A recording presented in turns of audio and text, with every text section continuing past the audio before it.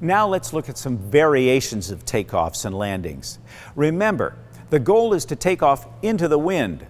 An airplane needs airspeed in order to fly, and a headwind, by reason of the air it provides flowing over the wing, generates some of that airspeed. Also, with a headwind, a shorter ground roll is needed to attain the minimum lift necessary for takeoff and climb. For example, if you have a headwind that is equal to 10% of your liftoff speed, you can decrease your takeoff distance by 19%. But winds seldom blow straight down the runway, and you must be able to make takeoffs and landings under crosswind conditions. Let's make a takeoff and landing with a 6 to 9 knot left crosswind. Line up in the center of the runway just as you would for a normal takeoff.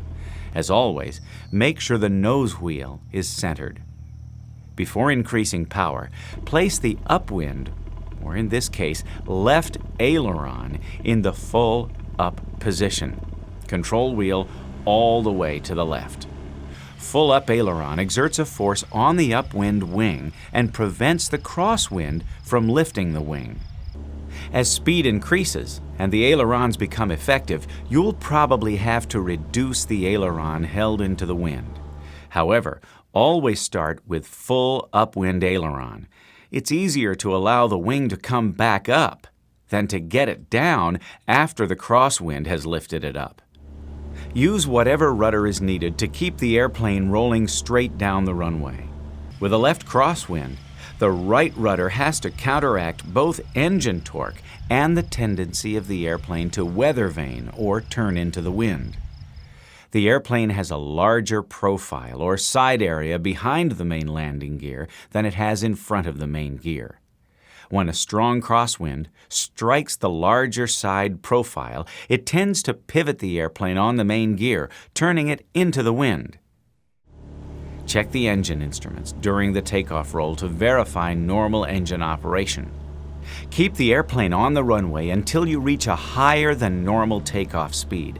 Then smoothly but firmly apply elevator back pressure. Immediately after takeoff, keep the airplane in a side slip until you're sure it will not settle back onto the runway. A side slip is made by keeping the upwind wing down, using rudder to keep the airplane lined up with the runway. The side slip is used to compensate for the crosswind, which moves the airplane toward the downwind side of the runway. If the proper amount of side slip is used, it will counteract the drifting effect of the crosswind.